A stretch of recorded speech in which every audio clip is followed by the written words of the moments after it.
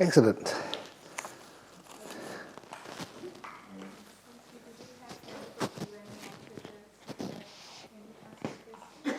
Yes, you can answer it, but I don't know if I will answer it or not. Go on. In the discussion, arati is translated as discontent. The word arati. Arati, discontent, yes. But you were mentioning about that was about having desires, like. Yes. But isn't arati more like dissatisfaction with spiritual life and like not inclining towards meditation and wholesome state or dhamma? Instead, it's going the opposite direction. Well, I always understood the arati mentioned in the Nalakapana Sutta, which comes along with the five hindrances being abandoned, or rather, when the five hindrances are there, arati. It kind of always thought it would be discontent with any part of one's life. Yes. So that's of discontent. Well, I kind of prefer discontent because dissatisfaction, it's very hard to find any satisfaction in life. If you're looking at it very deeply, it's like I said with that story of people just say, well, I've got 100 baht, what can I get you for that? And there's nothing satisfies me. That's why I always like nothing more than anything else. It's nothing which actually satisfies me. I know that sometimes I love these little arguments, especially with some of those Christian associates, and I tell them that nothing is greater than God. They say, oh, you're a Christian. I say, no, look, nothing is greater. And I think, oh, you're being sneaky again, Ajahn Brahm. What's the difference between that way of understanding discontent and kamachanda? Discontent and kamachanda, that's the first, that's wanting something. It's just focusing on that, you have some goal. Sometimes just discontent is just, you don't know really what you want. I remember that as a kid, sometimes my daddy would, what do you want to, for a snack this afternoon? I don't know. I didn't know what I wanted, so I couldn't say I want something, but I wasn't happy. Can I also ask them what is rati? Rati? Oh, rati is one of those little things you have to take for a test when you want to find out if you can go on the aircraft or not. The rati test.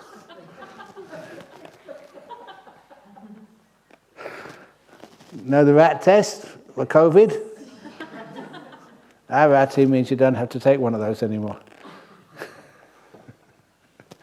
I'm just making it up as I go along. One thing which I did notice in the Pali, that sometimes, what does that word actually mean? Rati and arati. It means it's some kind of, similar to a kamachanda or lokaya beach or whatever it is. It's actually just being pulled towards something. And sometimes, those words, they do stand alone, like, the things like the list of qualities. But exactly what it means, arati, I always felt that nothing can make you sort of upset, when you've just come out of a deep meditation. And that's one of the tricks which I use. Arati, you're just fed up with something, you don't like it, you've got discontent, dissatisfaction with maybe my answer. And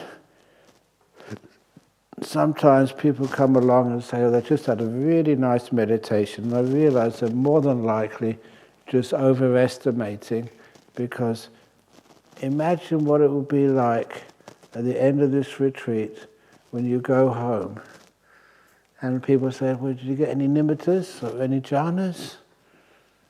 You mean you came all this way, spent all that money, you had to take all that time off work, and you didn't get anything for it, you just froze in this place, you had to give up food in the evening, hear the same old jokes every time, and say, why'd you do that? So a lot of time people say, well, it's probably, almost a jhana, or, So there is some overestimation often, and that's, sometimes I ask people, they really think, oh yeah, it was a real jhana, it was a really big jhana. And then I look at you and I say, look, come on. People in Indonesia, they can't get jhanas, especially women.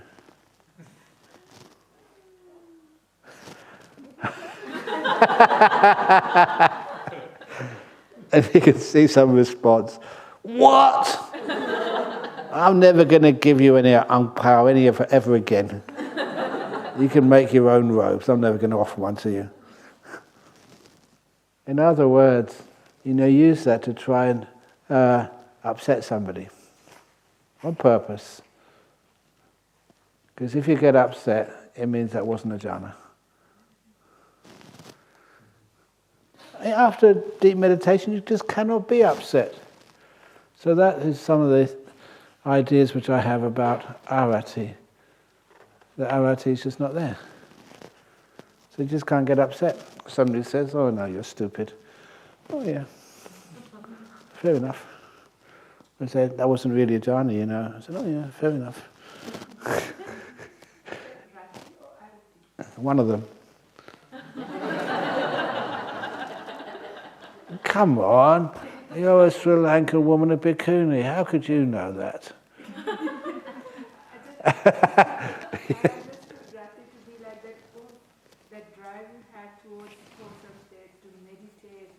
Oh, yeah, I looked at it the other way around. It's something bad. And arati is without that.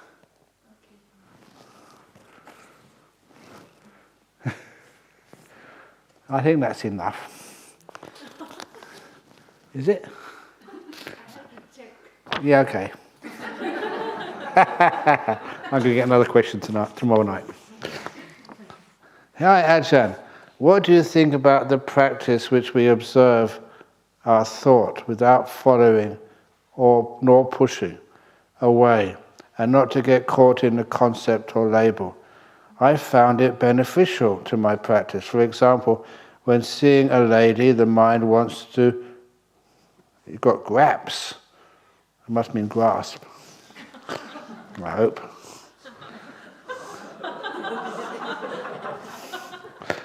That's what it says, G-R-A-P-S. Anyway. Who's the writing? We could actually do a handwriting test. Because when you all sent in your applications or something, you can compare it and find out who wrote it. No, we'd never do stuff like that. For example, the mind wants to grasp and label as pity or hot in this weather. And I'm able to see the trick of the mind. Then the thought just settles. Is it a form of meditation or some form of mindfulness? Note, I don't get jhana yet, but just some peace inside. Okay. Yeah, it is that kind of what we call a renunciation. That's one of the reasons why, if ever you attend one of the ordinations for a novice, a samanera or samaneri, we are told to do the 5 meditations, they call it, on the outside part of the body. Hair of the head, hair of the body, nails, teeth and skin. And that's just an old tradition that, that's been done for hundreds of years.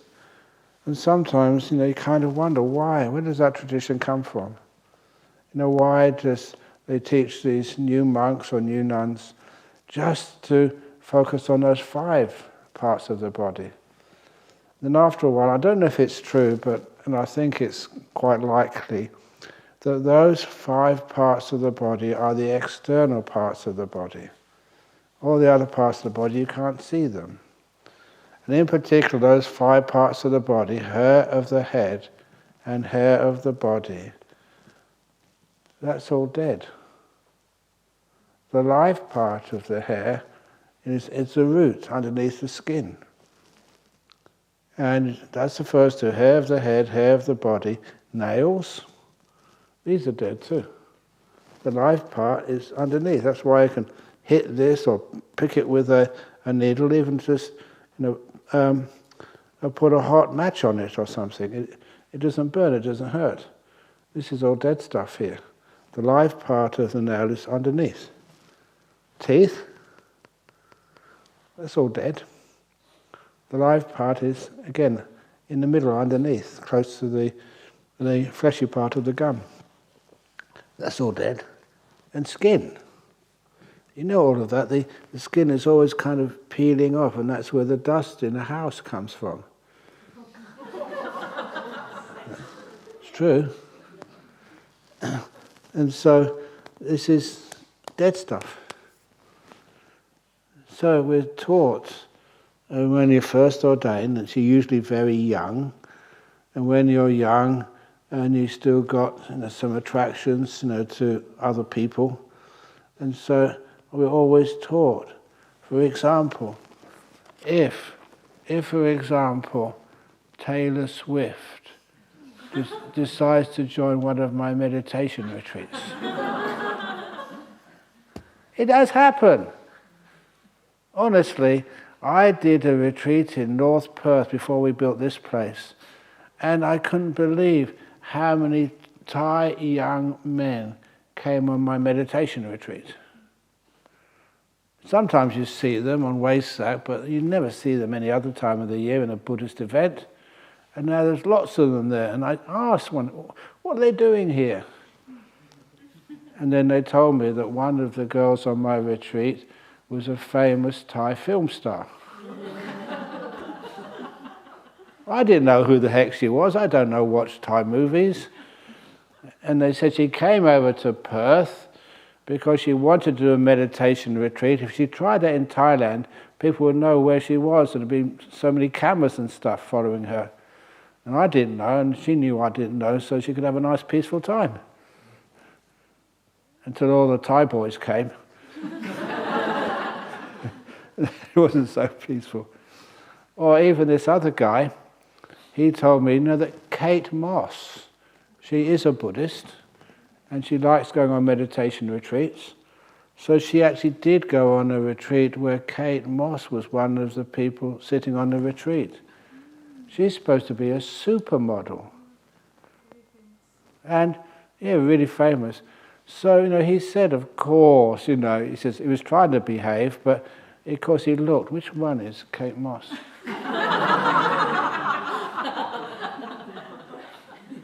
And he said a wonderful thing, that when he looked, he could not see her in the room. She was in the room, but she looked so ordinary.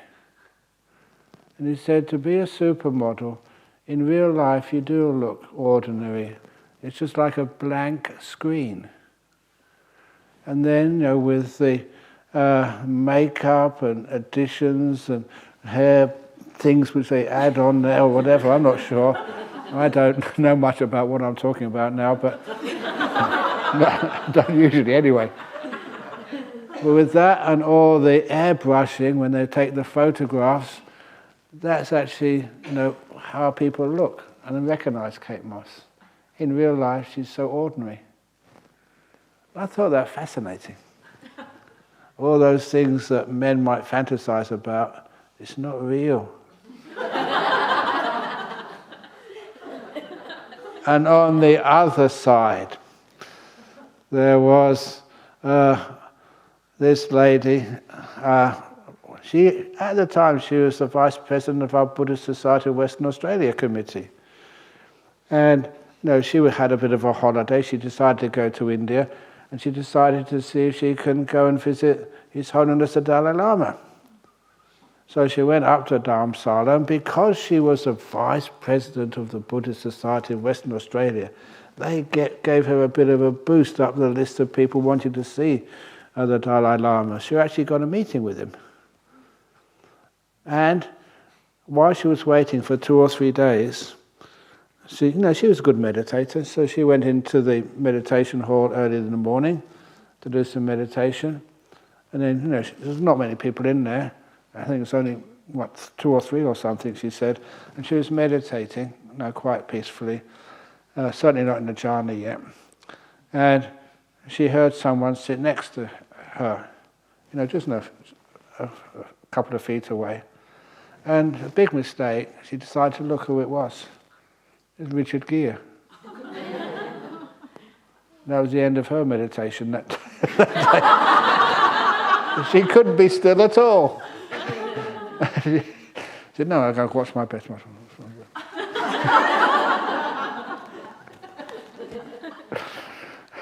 They told all these silly stories.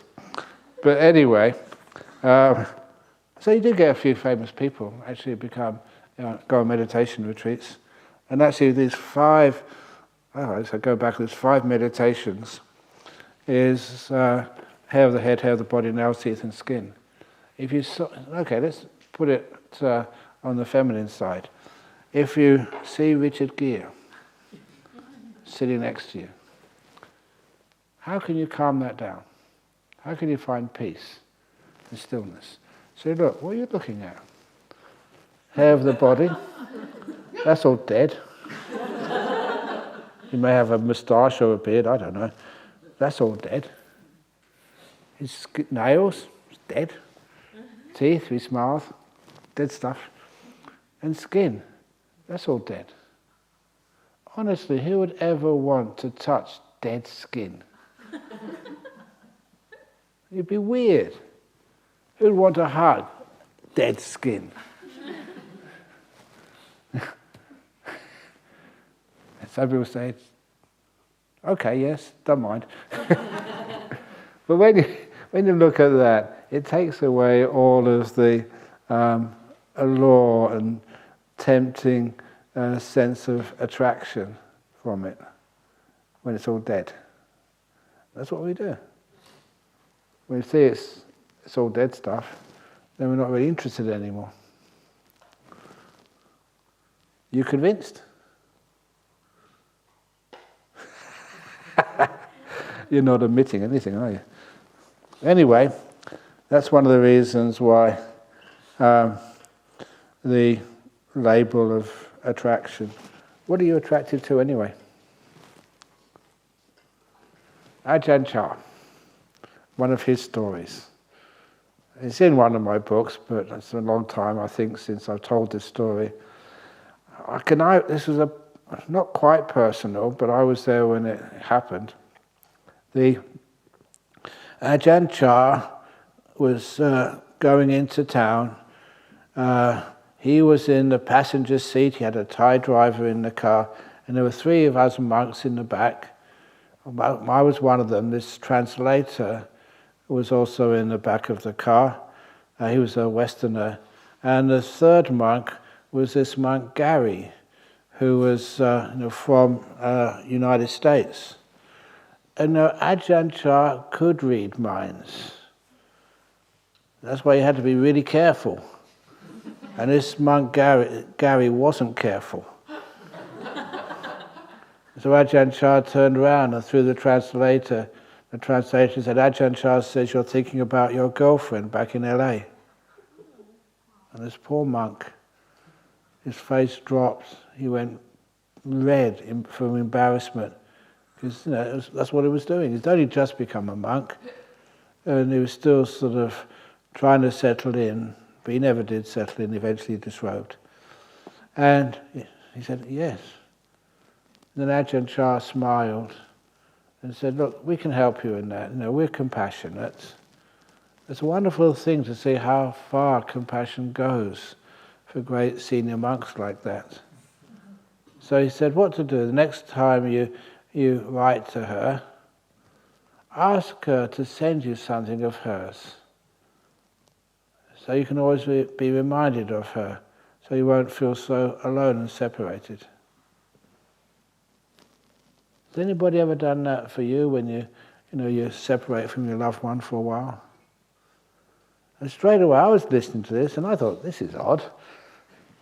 I never knew you could do that, for monks, And Ajahn said, oh yeah, you can do that.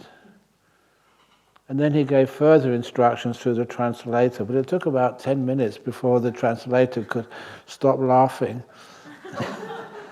before we found out what Ajahn Chah had said. And he said, so that you don't have to worry and feel sort of the pain of being separated from her, send her a little bottle, just about this size, and then ask her to put some of her feces in it and send that to you. And whenever you miss her, take her and smell it. When you fall in love, isn't that what you say? Darling, I love everything about you.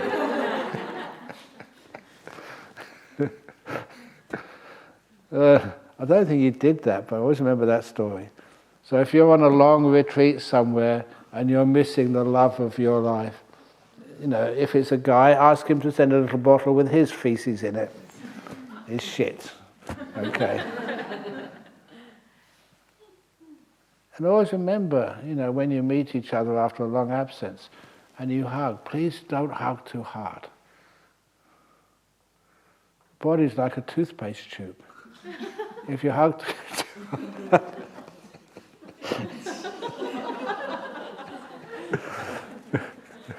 okay, I think I better choose another subject.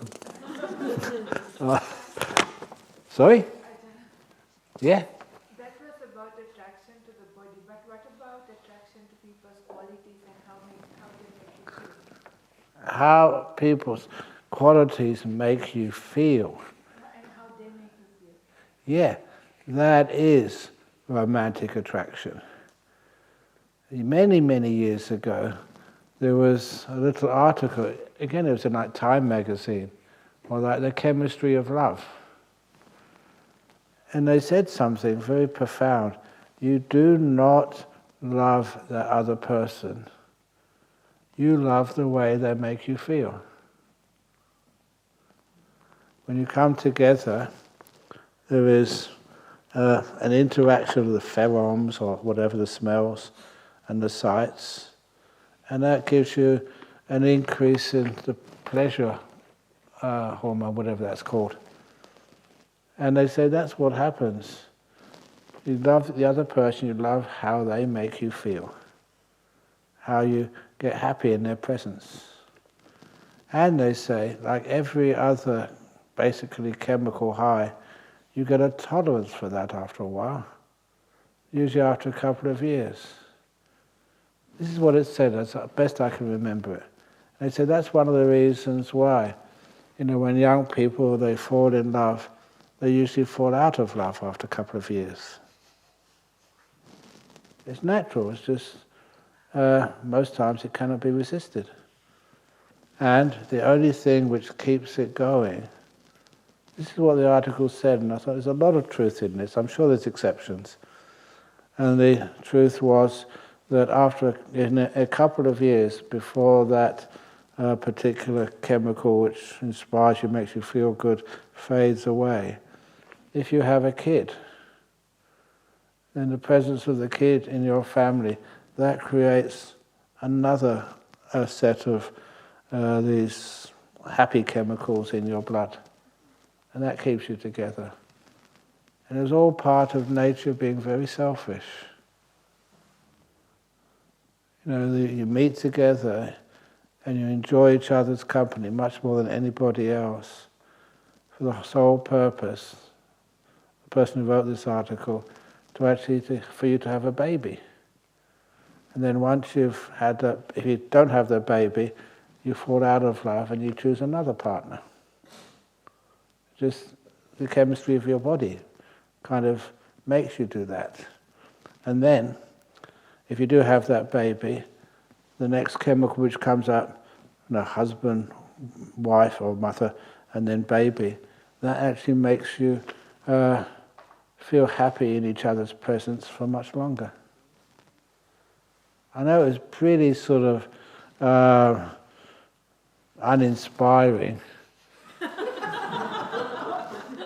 but it answered a lot of questions for me. So it's just chemicals.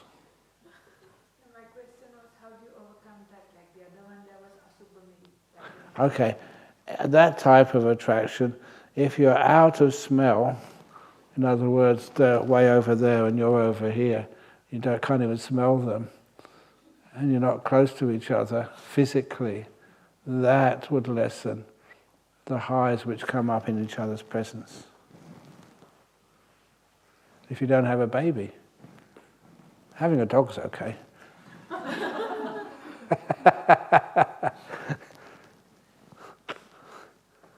But then sometimes there are some people who just, they're so close together, and it's more like, instead of the romantic attraction or the sexual attraction, sometimes it's something else. It's just the friendship attraction. They've been around each other for such a long time, they know each other so well. Our neighbor from Bodhinyana Monastery, he was a big farmer. His name was Clem Kentish, and he basically ran the whole Shire of Serpentine Jarrahdale when we first came here. And when we first were building a hall over in Bodhinyana Monastery, he was the mayor of this local council, so he came up to check us out. And he was fatter than I am, and he was in a suit, and I was really concerned that the buttons were straining, they were about to pop off. But he was the mayor, and we had an application in for a building license for the main hall. And so that's what he was there for, to check us out, and we were also a new neighbor.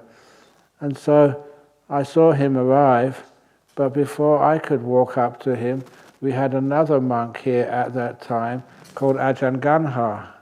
He was visiting us for about 3 months. And Ajahn walked up to him and got to him before I could stop Ajahn. And Ajahn started patting his tummy. Can you do that to a mayor in a Western town? I thought straight away, oh no, that's the end of our monastery. We'll get permission for nothing now. We've offended the mayor of Serpentine Jarrahdale Shire. But the story of Ajahn. He could pat on the top of the head king cobras. I was seen. Thank you for coming to visit me. And that cobra, no way in the world was going to bite a monk like that. It was such a rare opportunity to get patted on the top of the head. If he bit that monk, he would never get a pat on his head again, that king cobra. That's how I think it. It's probably accurate. And what's it like receiving such loving kindness, such incredible compassion? Of course, everybody likes that. And if Ajahn was here right now, he's still alive, and patted you on the head, you'd all be lining up for a pat on the head. And anyway, so I watched that mayor, a big dignitary, and he started gurgling. He loved every moment of that, being patted by this great monk. A great stomach deserved a great monk to pat it. And he became a really good friend after that. Everything just passed through as long as it was okay, valid, and no real mistakes. But I do remember, because he also became a really good friend, and his wife died first.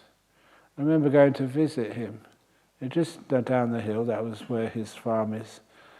And he looked at me and told me, he said, it's very hard when you've been married to someone for such a long time and now she's just not there. He was a Christian, or probably half a Buddhist after I'd brainwashed him for years. But he was a very nice man. And I remember him saying that and what it felt like, to lose someone you've been married to for such a long time. So that's the other attraction, you've got attachment there, of being together for such a long time. But on that, I've been around a long time now, and you've seen many times, couples struggling when one is about to die and the other one is still healthy. And this was the story of Steve and Jenny. They never had any children. He was a whitewater rafter. He was a US citizen. But he married his wife, his love of his life, Jenny, and lived up here in Perth. She was a nurse. And they had a wonderful life together. Just to do what they really love, going to some of the most beautiful places in the world and taking their clients to do whitewater rafting. And that was enough money in them to have a nice apartment, a nice business, and enjoy, these young years of their life.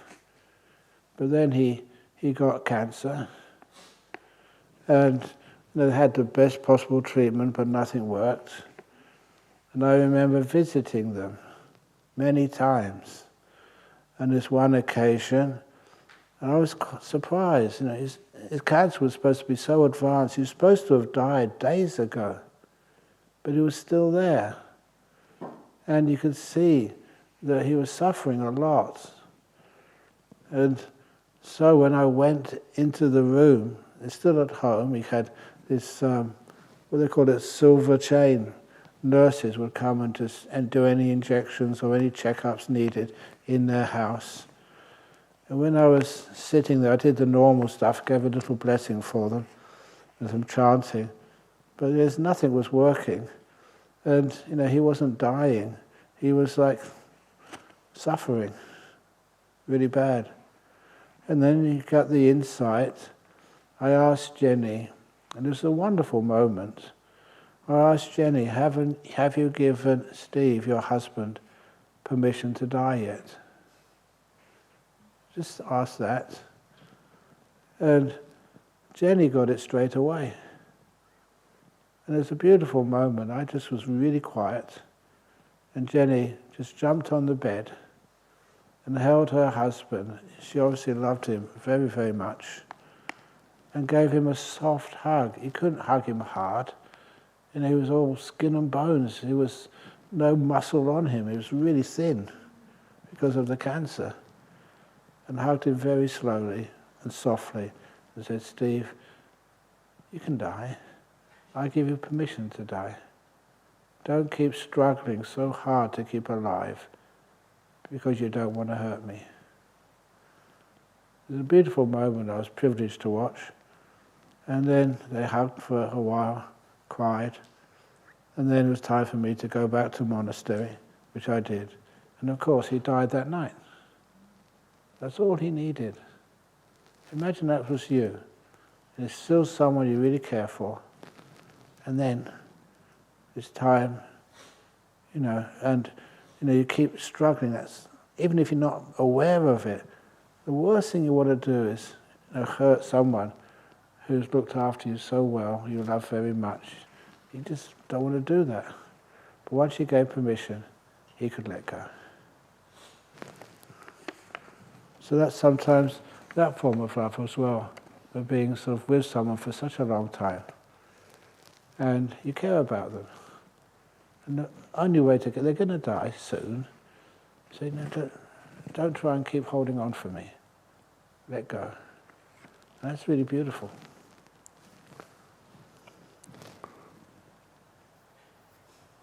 Is that enough for now? Okay. Okay, I'd like to follow up on the question of Nibbana. Excellent. The only way to answer that question is for you to disappear and cease. You need to experience Nibbana.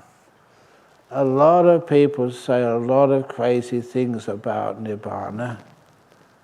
I've even heard somebody came to see me years and years ago and said, yeah, we believe in Nibbana as well, this fellow said. And he was a local boy from Perth. He said his teacher was telling him Nibbana is a planet, just beyond you.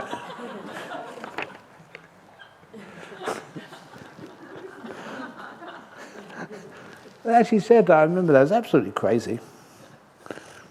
But anyway, and that's not Nibbana. I assume being a Buddhist is to pursue happiness and be free from suffering. Oh, this question, yes. Pursue happiness and be free from suffering. But if Nibbana means cessation of both happiness and suffering, what's the point to obtain Nibbana then? As it's not fun at all. How do you know? So, that was a question which was the monk, I think it was the Yamaka Sutta. And Sariputta answered it. And he said, I'll tell you a simile. He said that if you are really, really sick and you get cured from that sickness, so the sickness disappears, would you be happy? So you get released from hospital. And then when you go from hospital, you come to, say, a nice retreat center like this. Would you be happy coming here instead of being in hospital? And then when you're in a retreat center, you sit down and you get into a nice meditation, so your whole body vanishes, and you're just with this beautiful, blissful meditation. Would you be happy? And then, I'm just paraphrasing this and going through it much faster than in the actual sutta. And then, when you get in this nice meditation, you get into a jhana, would you be happy? Happier. And then, when you go from the first jhana to the second jhana, when a lot of things also go missing, like your will goes missing, would you be happier? You feel so much happier. And when you go from a second jhana to a third jhana and you lose this sense of piety, would you be happier? Oh yeah. When you go into a fourth jhana, when even sukha disappears, even this other type of happiness, would you be happier? Yeah. And then when you go into the immaterial attainments, would you be happier? Yeah. When the whole mind stops as well, would you be happier? Yeah. When afflictions disappear, burdens vanish, there's always a sense of more freedom. Now you're understanding what happiness really means. Burdens, afflictions vanishing. An absence of things. And the greatest absence is the absence of your five khandhas, the five components of existence. That is the answer. It's a very deep question, but we pursue happiness. We've got to understand what happiness is first, in order to understand it to the very end. The most fun.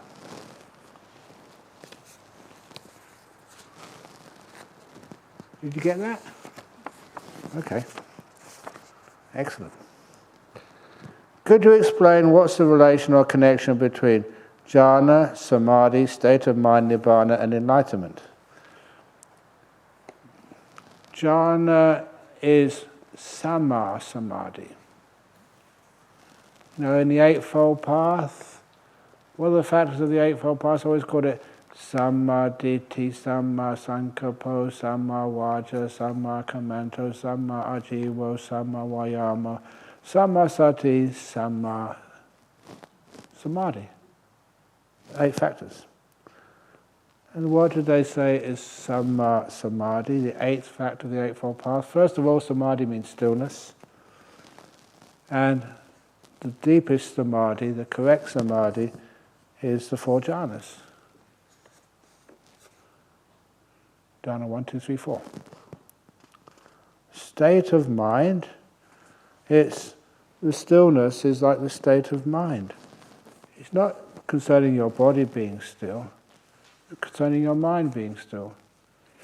Can your body be still?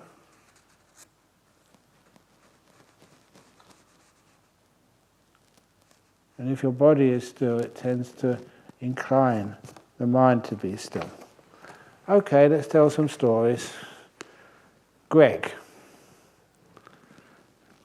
was this Australian man. You may have heard the story before. He was one of my students who would meditate for about half an hour, 40 minutes max. So, he's not that deep in meditation until this moment. And then, it's a Sunday afternoon in Perth. He told his wife, nothing on TV, so he went into his bedroom to meditate. After an hour, he hadn't come out yet. So his wife went into the bedroom to check on him. I think the movie had finished, which she wanted to watch. So she went to check, how's my husband, what's he up to? He doesn't usually sit meditation that long, so I went in the room, and he was still sitting in this perfect posture. He was sitting so still, she couldn't even see his stomach go up or down. He wasn't breathing. So what she did was call 000, which is the emergency number in Perth, for an ambulance. And because it was a Sunday afternoon, they were in the middle of, not the middle of town, but one of the suburbs close to the hospital, the ambulance came within a couple of minutes. Da, da, da, da, da, da, da, da. Hear that sound getting stronger and stronger, the wife did. And then the medics rushed into the house. The poor wife was really just so scared. She thought her husband had died. And then the medics saw there was no breathing happening. They felt the pulse. There was no pulse. So they put him in the back of the ambulance and rushed him to, I think, Sir Giles Gardner Hospital. That's where this event happened.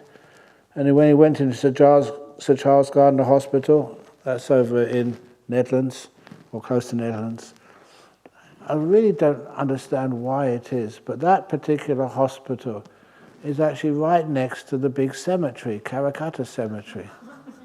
And they built a hospital right next to it. So I remember visiting many people inside that hospital. You look through the window and you see the cemetery outside. That's really inspiring for people who are really sick. But anyway, so Greg actually never went into one of the rooms. It was always in the emergency department.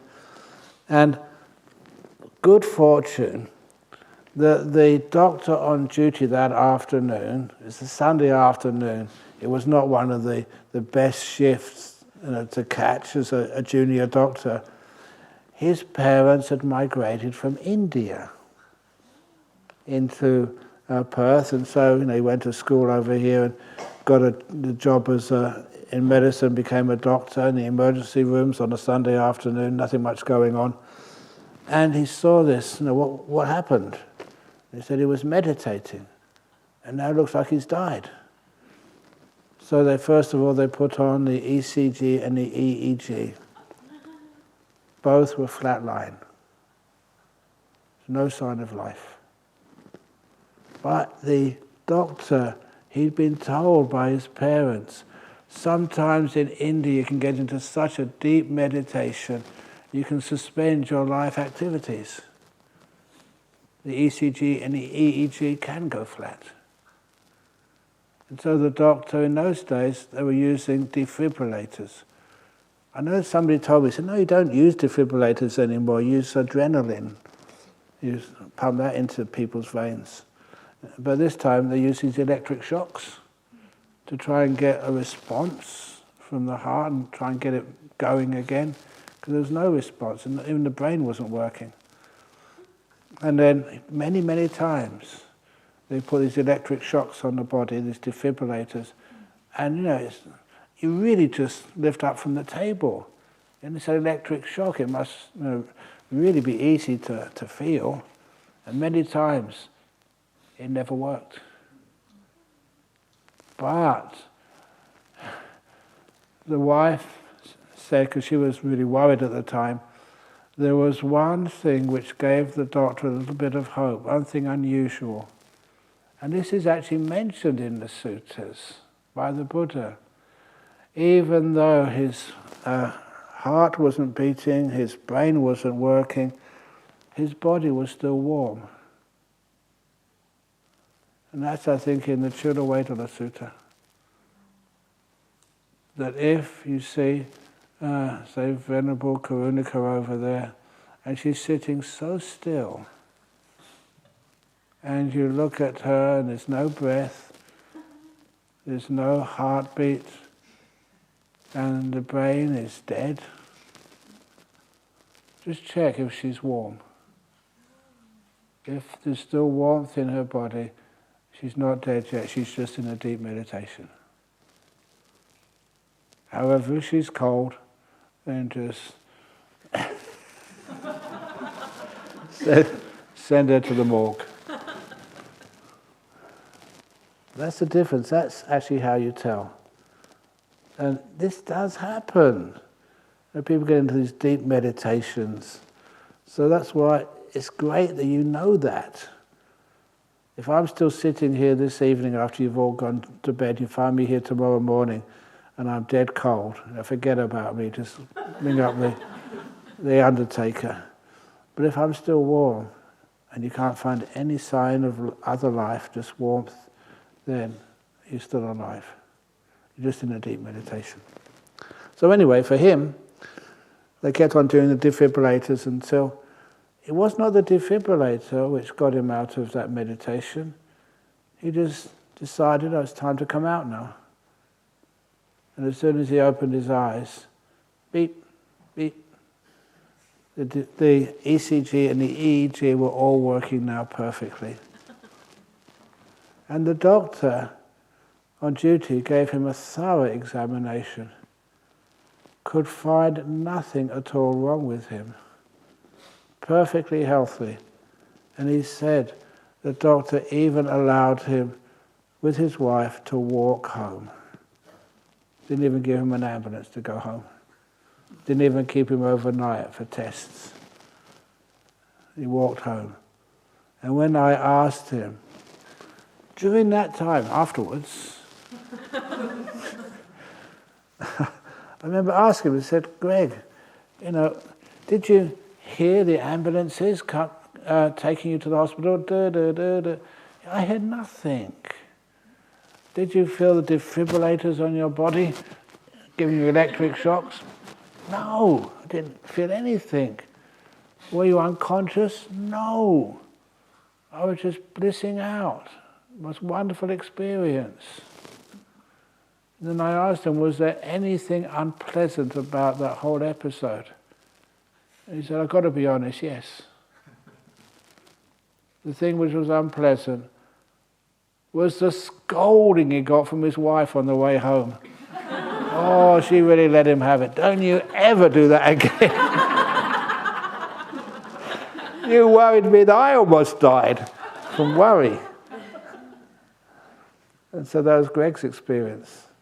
And I interviewed him many times about that. So that sometimes these things happen. And he was just basically an ordinary guy who managed to get to know how to meditate properly. That's a state of mind. Nibbana, I've already mentioned a bit about that, and enlightenment.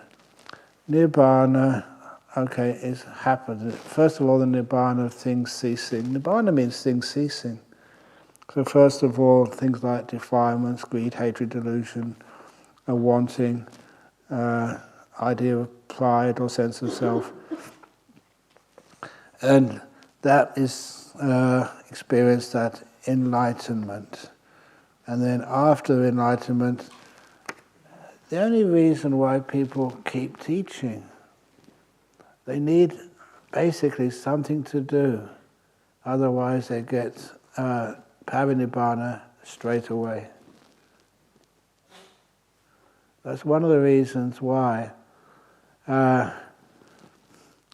when Siddhartha Gautama was fully enlightened under the Bodhi tree and became the Buddha or Buddha, then afterwards they had a few old friends from previous lives, like not Mahapajapati, Brahma Sahampati. And then just asked the Buddha, please teach. There are people with a little dust in their eyes. Such people don't exist in India anymore. Have you ever been to India? It's so full of dust. Oh, come on. Be able to laugh. Because that's the reason why he said, the Brahma Sahampati said, there's a lot of people with little dust in their eyes. Please teach for their happiness and well-being to create more enlightened ones. And in those days, India was a much less dust in India than today. So anyway, the Buddha said yes. And he started teaching. It's not stress, it's not emphasized in the suttas, but it's really clear to me that if he wasn't asked, even the Buddha would not teach. It was that teaching which made him live in that mission to actually establish bhikkhunis and bhikkhus. That was the reason why he lived and taught for such a long time. Because of that, when they call like Brahma, like that's the name for like a heavenly being, a god. They called it Brahma Sahampati. He wasn't really a Brahma, he was an anagami, a non-returner, this Sahampati. And when he was the cause for the Buddha continuing his life and teaching, I always said after that, thank God for Buddha. Do you understand that? If Brahma Sahampati hadn't asked, the Buddha Siddhartha Gautama would have been a Pacceka Buddha, what they call like a silent Buddha. And they also say, on the same topic, similar topic, if any of you here become fully enlightened on this retreat, any one of you, you'll have a choice. You either take ordination as a monk or a nun, depending on your gender, or you will pass away within 7 days.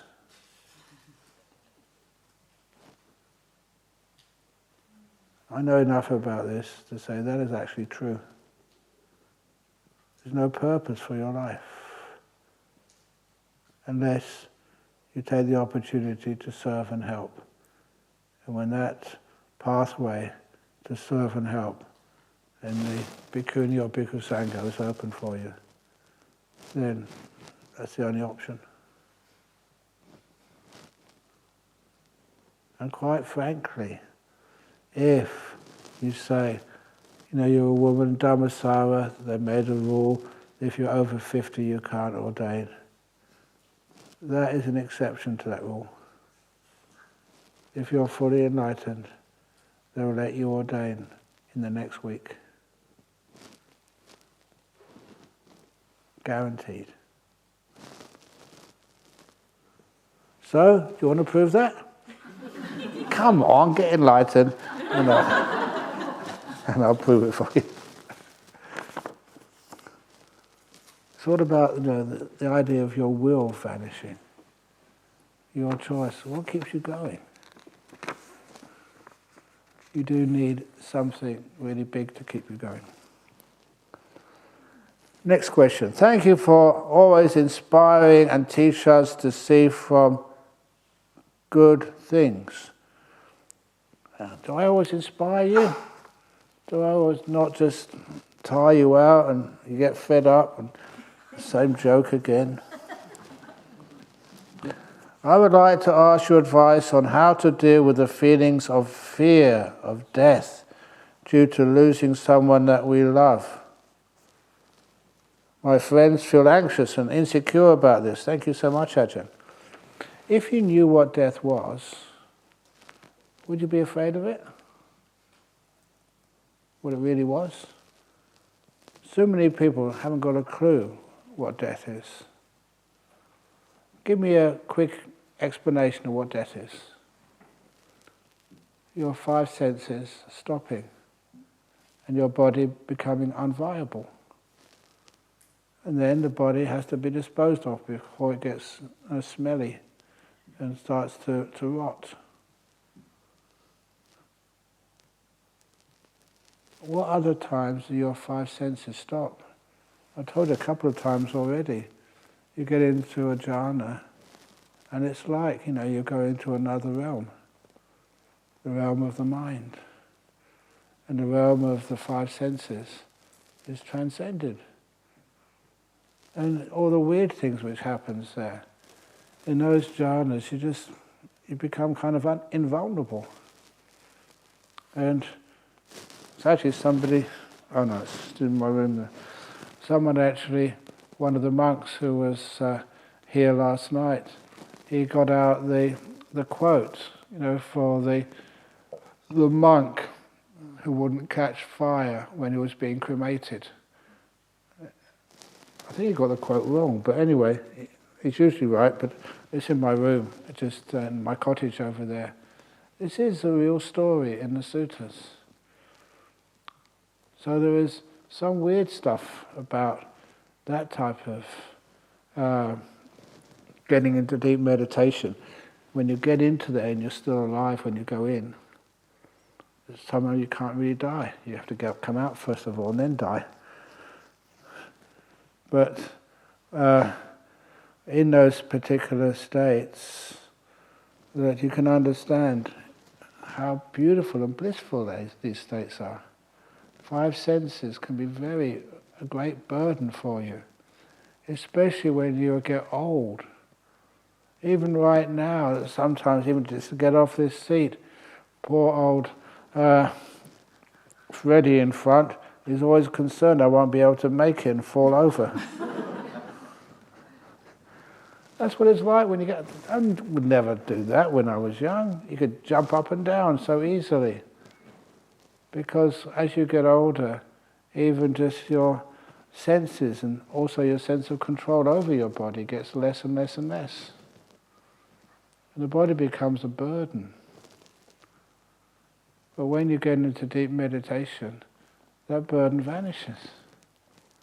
And even the Buddha would say, the only time he had freedom from the many aches and pains of an old body as an 80-year-old was actually going into these deep states of meditation. That's why he went there so often.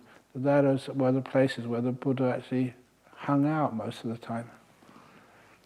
And so when you can experience that for yourself, you don't have to believe in what other people say, you're right there, and you know that death is nothing to be feared.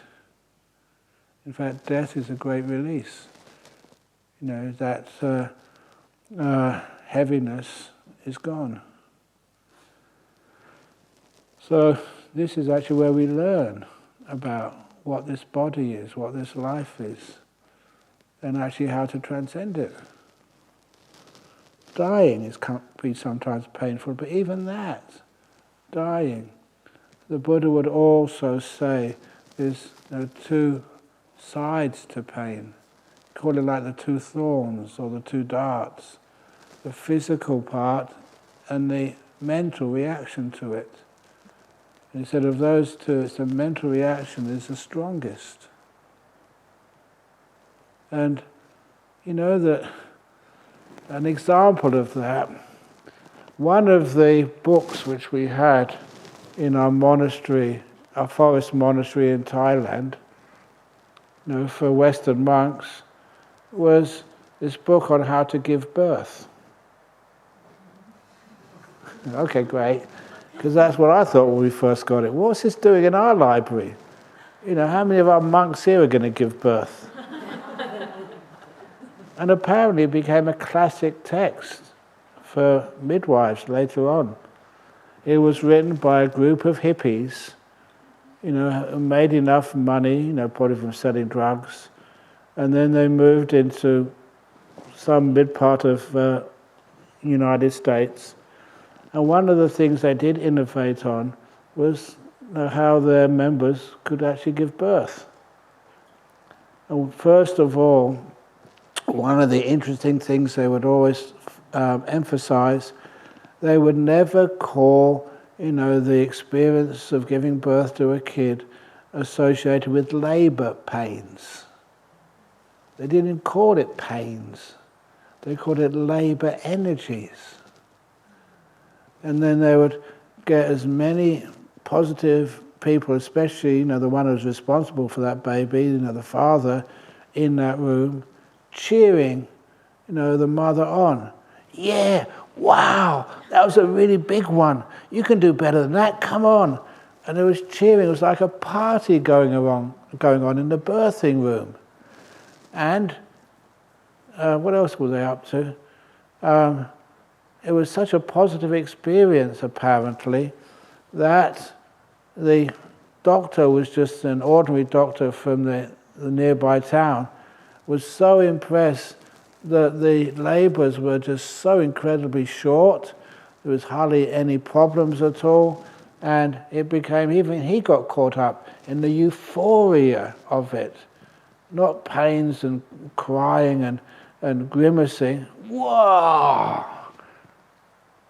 And apparently that was taken on because it was so powerful that it became just, I'm not into midwifery, that's not my speciality as a monk, and I haven't fathered any babies, thank goodness. Otherwise I'd be in big trouble.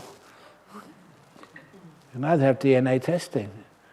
You can actually find out. But it was such a long time ago when I had girlfriends, so any babies would be over 50 by now. So I've got nothing to worry about. But nevertheless, in those days, it was quite a thing to be feared. But they turned it around totally, and that's why we had this book in our library. Just how we can change people's perceptions on things, like death. Why are people afraid of it? Number one, because you don't know really what it is. And you associate it with sadness, sorrow, pain. It doesn't have to be associated like that. With this beautiful idea that death, the end of a life, not necessarily painful. And because you take away the emotional part of the trauma, that particular thorn, the physical part is not much. Anyway, now you said in the interviews I should never answer any questions on family matters, and now it's a bit, I don't know how long. Oh my goodness, oh my goodness. Totally my fault. Okay, I'll do this very quickly then. Dear Long Paw, you call me. Does that mean lumpy? Which comes first, dinosaurs or Buddha? Seriously.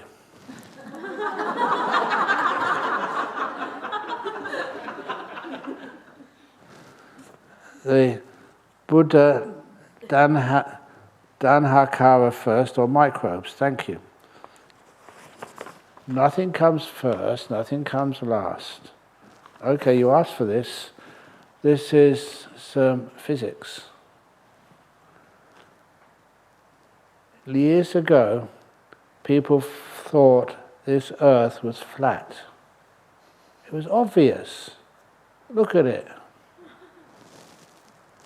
And then we found out that you could sail around it, and now we all know that this earth has a limited area. That's why there's always competition for the best places to build your houses.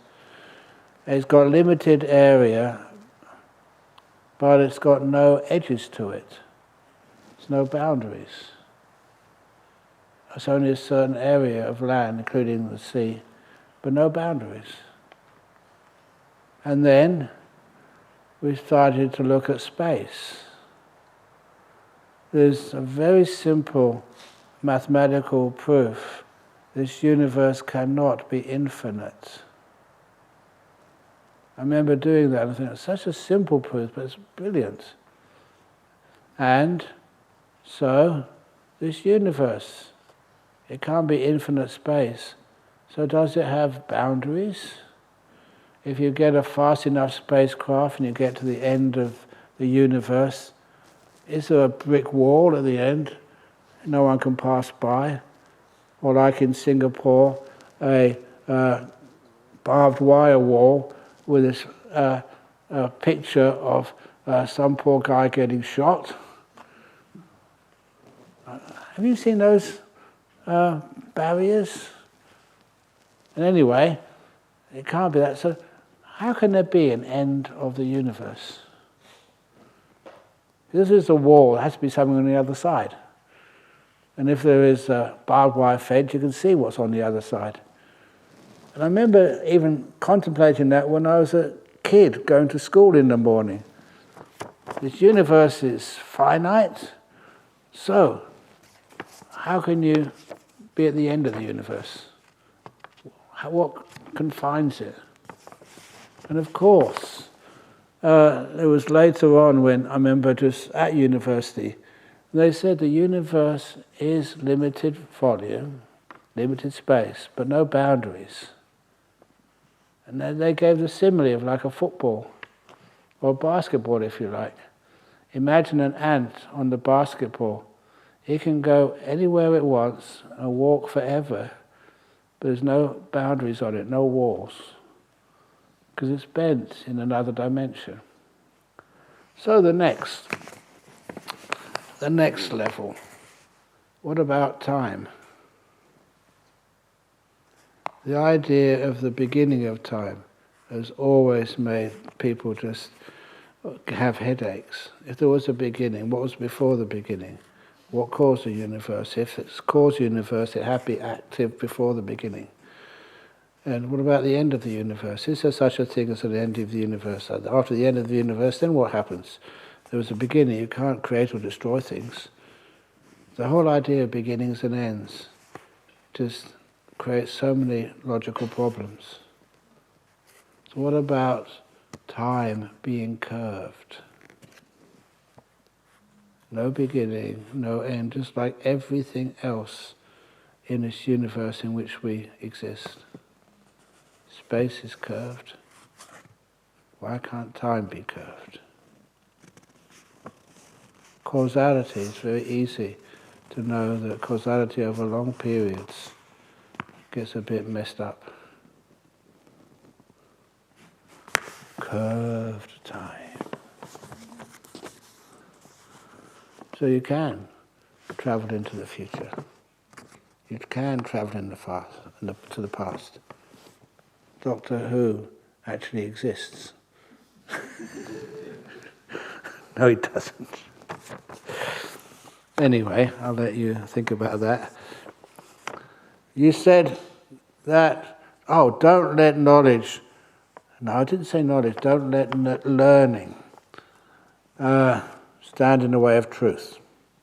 Please tell us how to solve day-to-day issues without using our brain to think out a solution. How to use our mind to do our job. Haven't you heard of artificial intelligence?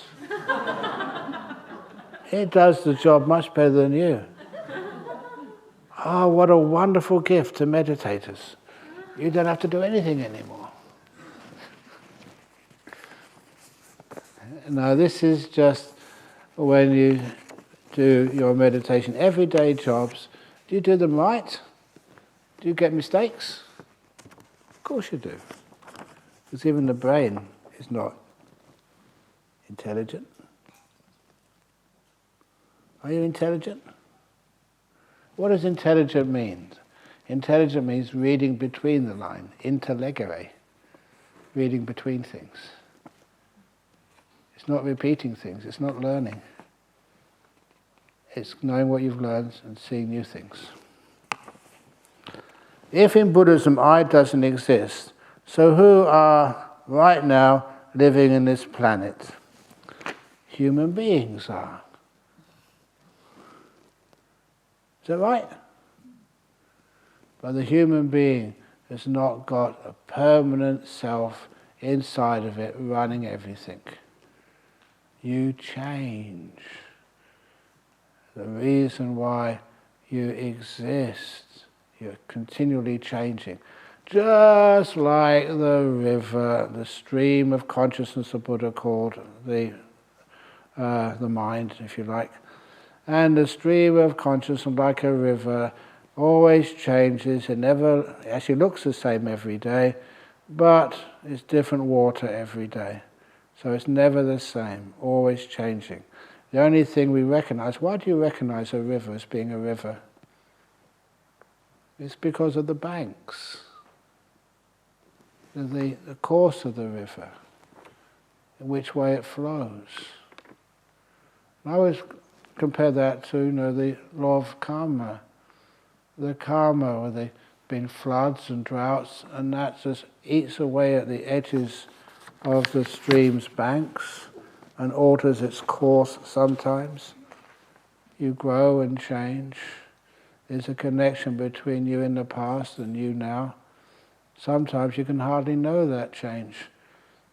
I was actually showing a few people, because on my little dongle, the USB, there's also one thing I haven't put up on the screen yet, and that was Ajahn Brahm's kangaroo walking meditation. I showed a few that today. Were the ones who saw it? Yeah. And you notice that was quite a few years ago, so I looked much thinner in those days. Was that true? You always look good. What do you want? No. And sometimes, I haven't got it here, I've got my monk's passport, and there's a photo of me there when I was 23, when I first ordained as a bhikkhu, and I'm sure that you would not recognize me in that. If I said, who was this? You wouldn't be able to know me. From there, you changed bit by bit, and it became eventually the Ajahn Brahm sitting in front of you now. Am I the same, or am I different in the past? It's a connection there, that's all. But the I, if it existed, it was permanent, then could it change? What changes? Okay, I better wrap up soon. I'll try to do questions quickly. Someone you care for asks you to give him her poison to end his or her misery, because he or she has been sick for a long time. She has been such a caring person in his or her life. What would you do?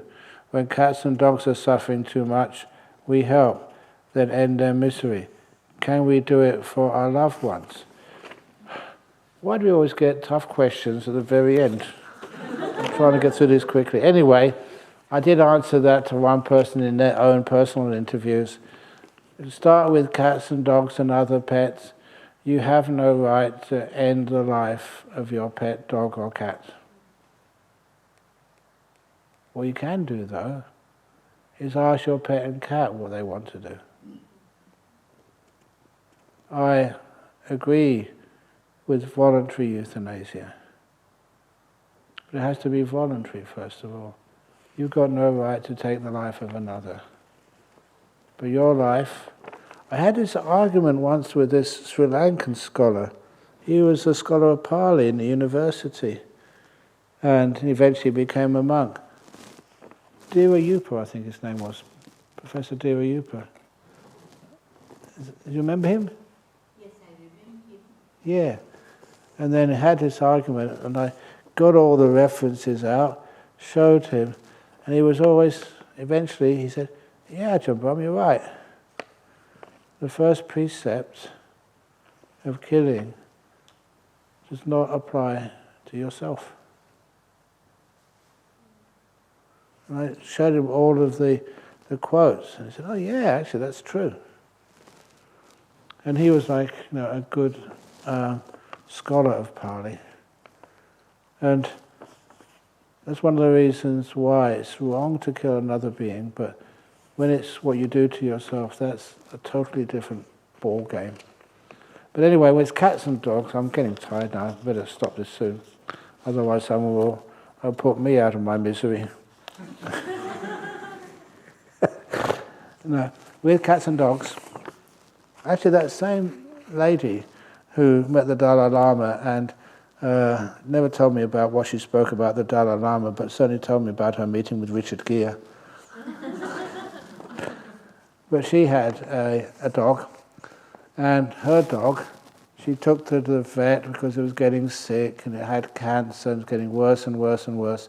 And eventually, so the vet said, look, you have to put the dog down and you have to euthanize it.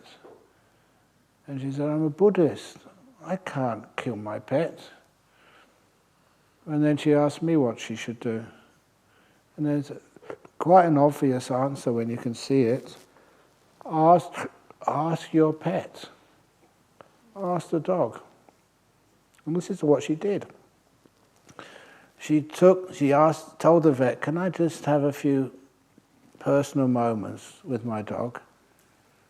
And so that's what the vet allowed her to do. And she took that dog, really sick with cancer, into a private room and just held it in her hands, looked it in the eyes and asked it, do you want to die?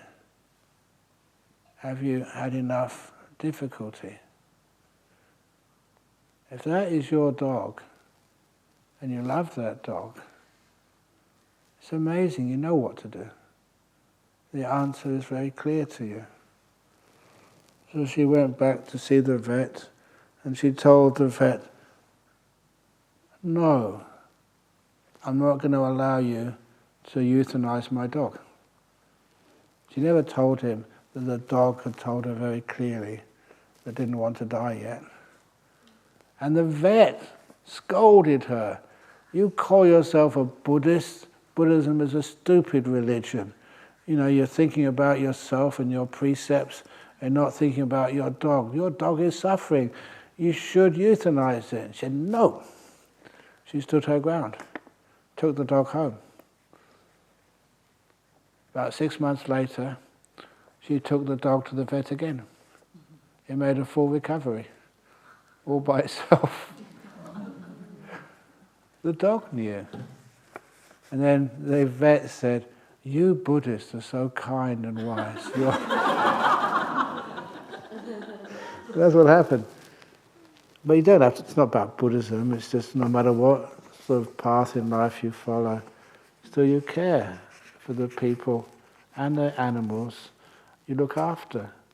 You get to know just how to ask them questions and how to know the answers. And that's what she did. And I've been telling that for such a long time. If that is you and you have like a dog or a cat or a parrot or something as one of your pets, don't just say yes, euthanize it, or don't euthanize it. Just ask the pet. I've never known actually anyone who's not been able to get an answer. You feel the answer. It's someone you've lived with for such a long time. And that's actually maybe a member of your family who is on life support. What do you do then? That's even more sensitive than just a pet. So again, you stand by the bedside or sit down there, maybe hold their hand and ask them, do you want to die? Or shall we keep the life support on? It's a very sensitive issue, because I know this one lady, she gave a few talks over in Singapore of how she was in a coma for many days. She came out of that coma, but no one knew she was out of the coma now. She couldn't speak, she couldn't move any part of her body, but she could hear everything, and at that point it was her 3 sons were being asked by the doctor, can I have permission to turn off the life support?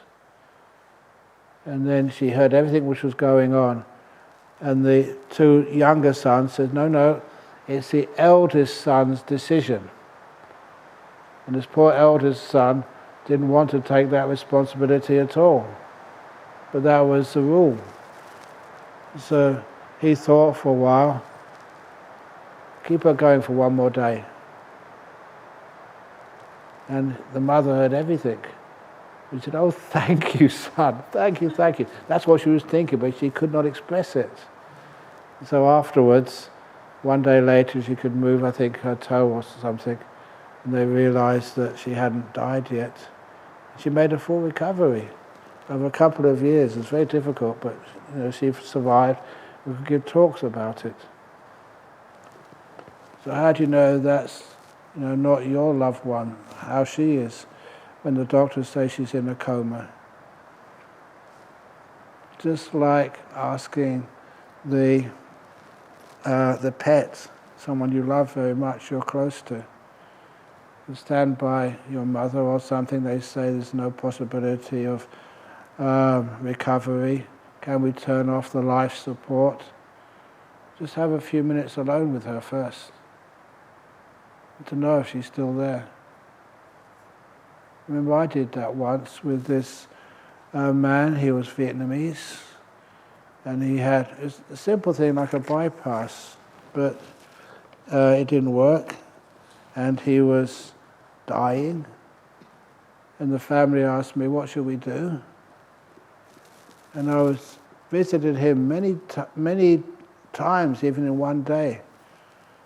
And every time I went in to see him, I'm not a doctor, but I know how to be still. You can actually feel that he was still there, really trying hard to keep alive. I don't make these things up or imagine them. And so I said, look, he just needs a bit more support. He may pull through. And then you go again, and the one time, the critical time when I went to visit him, just sat next to him quietly, he'd gone. It's like he wasn't there anymore. Total different experience. This man had been there before, trying hard, getting tired, struggling, but still alive. And then, the way we put it, his stream of consciousness had left the body. There's no one in there anymore. And at that point, I said, he's gone. And I remember the doctor or the nurse, I didn't know which they were, and then they had all the masks on and everything. And when I said that, they were nodding at me, yes. I don't know how they found out. But anyway, I said, you can let him go now, he's gone. And that's what they did. And I could actually reassure them that you're not killing anybody, he's already dead. It wasn't the time before I went to visit, just by feeling it, being sensitive enough to understand the signs.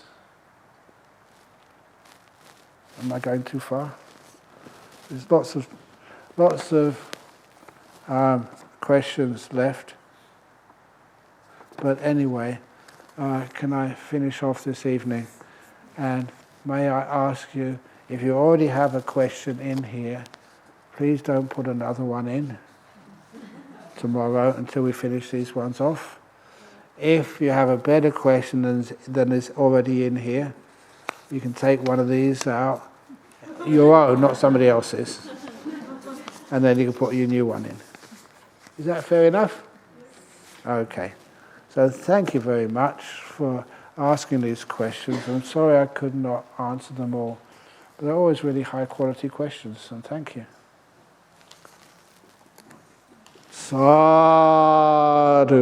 sadhu, sadhu.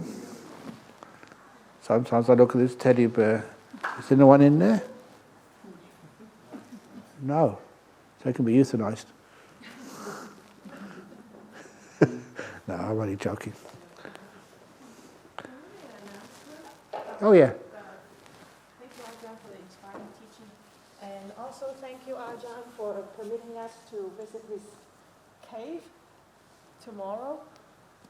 So we're going to visit Ajahn cave in Warrior Monastery tomorrow. We're going to leave here at 12:30 after lunch. Outside, at the reception area outside the dining hall. So when we get to the monastery, it's a monk's area, so please be very quiet and just visit and please keep silent.